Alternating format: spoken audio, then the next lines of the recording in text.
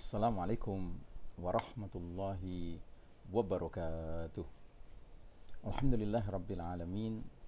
Wassalatu wassalamu ala ashrafil anbiya wal mursalin Sayyidina Muhammadin wa ala alihi wa ashabihi ajma'in. Faqala Allah Ta'ala fi kitabihil karim ba'da a'udzu billahi minasyaitonir rajim. Ya ayyuhalladzina amanu taqullaha haqqa tuqatih wa la tamutunna illa wa antum muslimun. Hadirin jamaah rahimakumullah, alhamdulillah kita jumpa kembali hari ini, hari Rabu tanggal 21 Oktober 2020, masih di awal bulan Rabiul Awal 1432 Hijriah. Hari ini kita teruskan bahasan kita mengenai kriteria jundullah, tentara Allah, yang Allah Ta'ala akan himpun mereka dalam Hizbullah, partai Allah, yang kemudian Allah janjikan inna hizballahi humul ghalibun, sesungguhnya partai Allah itulah yang akan meraih kemenangan.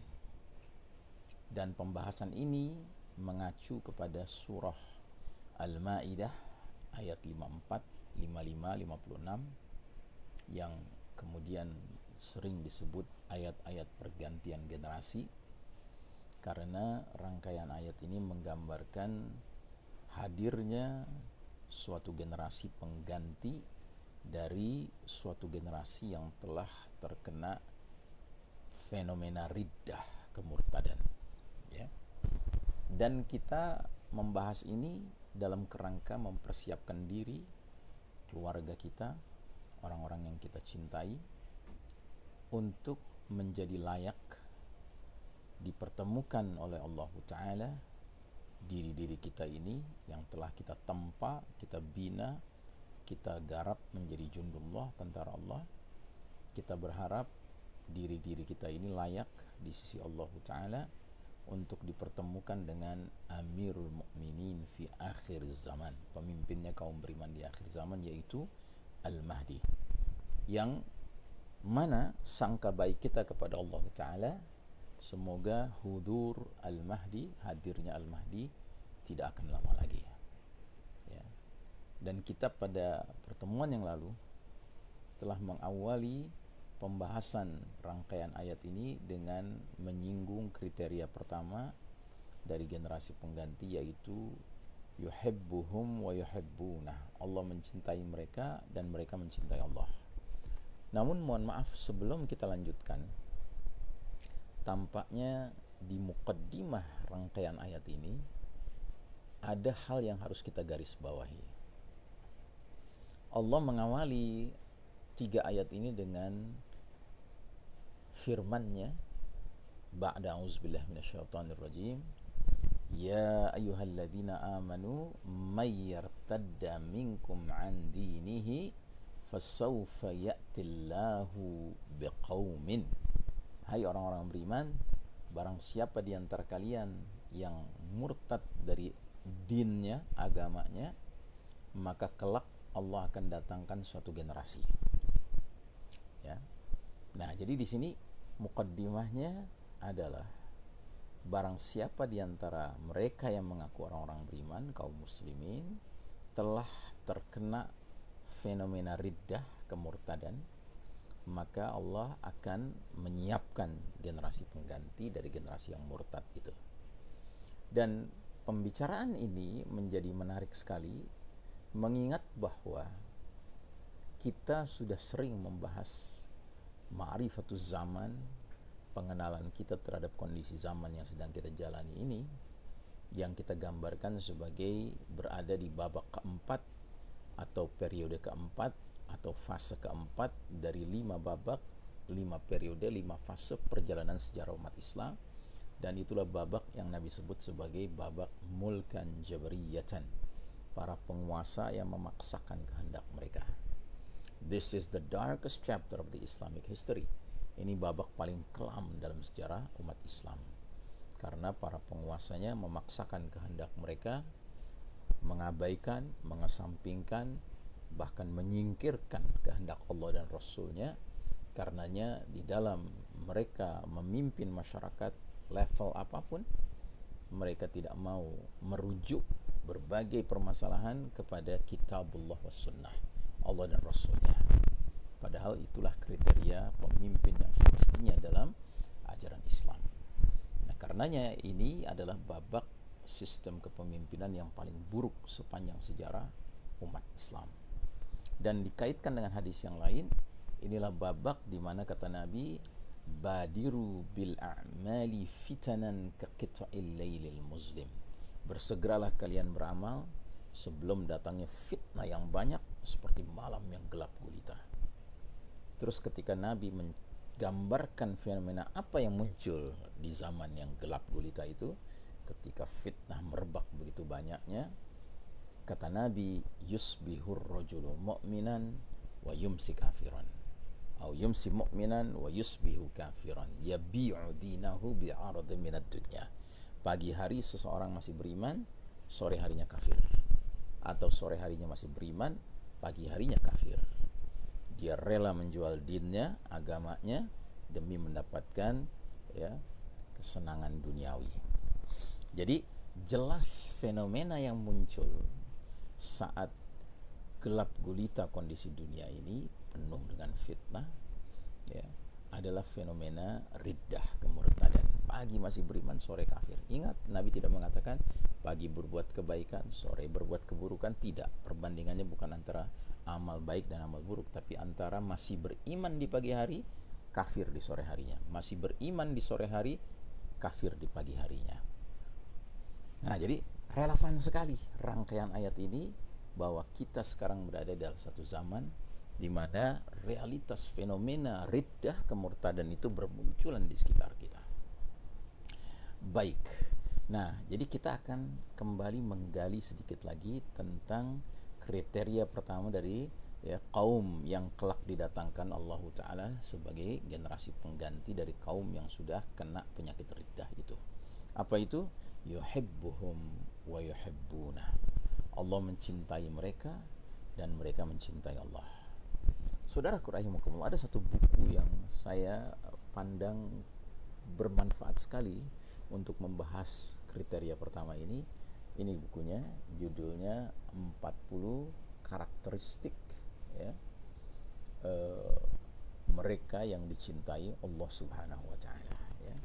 Pagi hari ini kita akan mengangkat 3 karakteristik. Yang pertama, karakteristik berupa al-mutatahhirin, orang-orang yang mensucikan diri.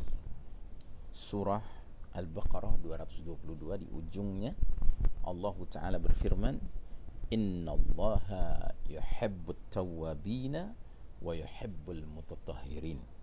Sesungguhnya Allah menyukai, mencintai orang-orang yang bertaubat dan mencintai orang-orang yang mensucikan diri, gemar toharoh, mensucikan diri, Nah, jadi saudaraku rahimakumullah, untuk simpelnya saja, orang-orang yang gemar mensucikan diri ini sehingga dicintai oleh Allah Ta'ala, mereka itu orang-orang yang gemar memelihara kondisi badannya dalam keadaan bersuci, Dan kita tahu bersuci itu adalah dengan kita berwudu, atau kita kalau sedang sakit bertayamum, atau kalau kita sedang janabah kita mandi junub, Nah, jadi orang-orang yang dicintai Allah adalah mereka-mereka yang mensucikan diri. Orang-orang yang gemar hifdzul wudu, memelihara wudunya. Begitu wudunya batal, dia segera memperbaharui wudu. Dia segera berwudu kembali.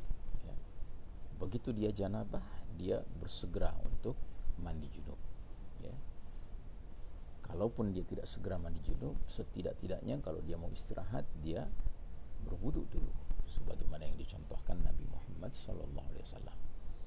Nah, jadi ini bukan perkara yang sulit, ini perkara yang membutuhkan memang kedisiplinan. Tapi sesungguhnya sulit tidak, apalagi kita tinggal di suatu negeri yang relatif sepanjang tahun suhunya sama. Kita tidak hidup di negeri yang memiliki 4 musim, yang kalau mana sedang datang musim dingin, maka kita bangun tengah malam mau berwudu itu ujiannya berat sekali, ya. Baik, itu diantara yang dicintai Allah Subhanahu Wa Taala. Kemudian yang kedua, karakteristik mereka-mereka yang dicintai Allah Taala adalah al-muhsinin, orang-orang yang berbuat kebaikan.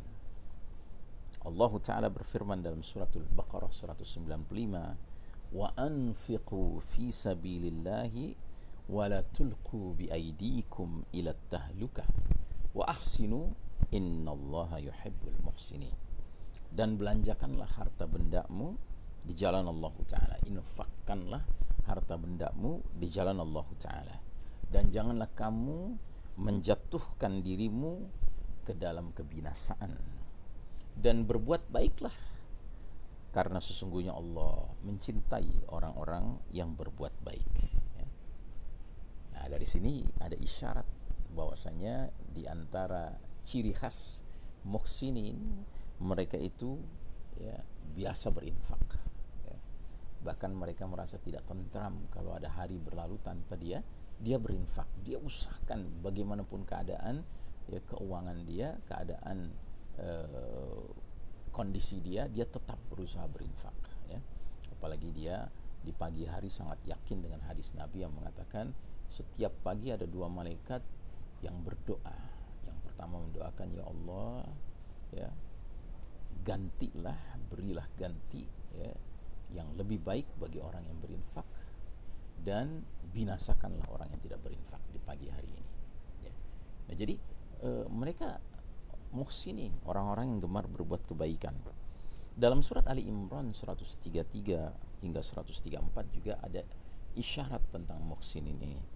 Wasari'u ila maghfiratin min rabbikum wa jannatin 'arduha as-samawati wal ardu u'iddat lil muttaqin alladzina yunfiquna fis sarra'i wad dharra'i wal kadhimina al-ghaidha wal 'afina 'anil nasi wallahu yuhibbul muhsinin.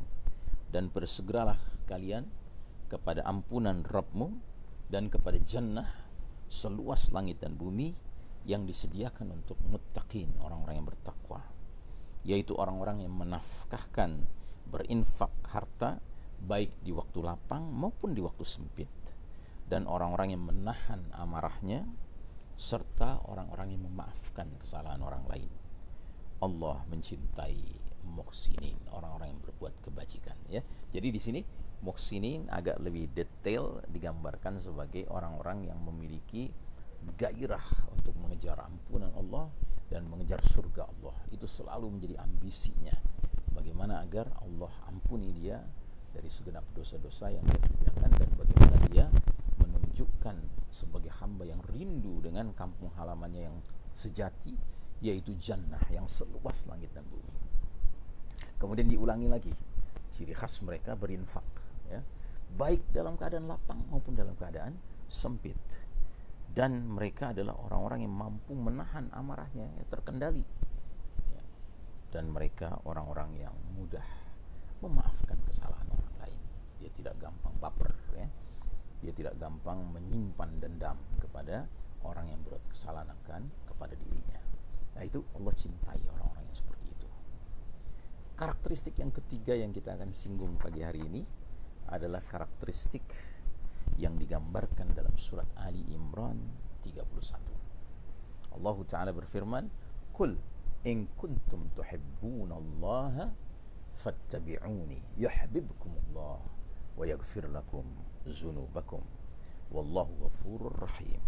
Katakanlah, jika kamu benar-benar mencintai Allah, ikutilah aku. Aku di sini Nabi Muhammad SAW. Niscaya Allah akan mencintaimu dan mengampuni dosa-dosamu. Allah Maha Pengampun lagi Maha Penyayang, ya. Jadi dalam ayat ini, satu ayat ini bahkan langsung digambarkan, ya, kriteria yuhibbuhum wa yuhibbuna, Allah mencintai mereka dan mereka mencintai Allah. Jadi dalam ayat ini Nabi Muhammad SAW diperintahkan untuk menyampaikan kepada para sahabat, yang berarti kepada seluruh umat ini, termasuk kita yang hidup begitu jauh rentang waktunya dengan kehadiran Nabi SAW, bahwasanya in kuntum tuhibbunallah, kalau kalian benar-benar mencintai Allah, maka ikuti aku, ya.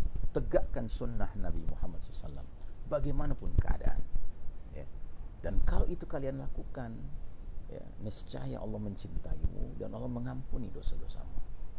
Masya Allah ta'ala. Nah, dalam konteks realitas kita sekarang, salah satu dari problema menegakkan sunnah Nabi adalah dalam urusan sholat berjamaah kita yang hari ini sedang diacak-acak oleh manhaj Yahudi, ya, yang dirumuskan dengan dalih sains teknologi di bidang kedokteran, di bidang kesehatan, bahwasanya kalau sholat berjamaah tidak distancing akan menimbulkan penyakit, penyebar luasan corona dan lain sebagainya. Padahal ini adalah urusan menegakkan sunnah Nabi Muhammad SAW.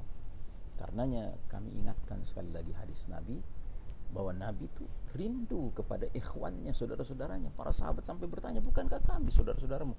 La antum ashabi, kalian sahabat-sahabatku. Saudara-saudaraku adalah mereka yang datang di kemudian hari, tidak melihat aku, tidak berjumpa dengan aku, tapi mereka taat dan mencintaiku sebagaimana kalian taat dan mencintai aku. Kalau mereka hidup dalam ayyamus sabr, hari-hari yang menuntut kesabaran.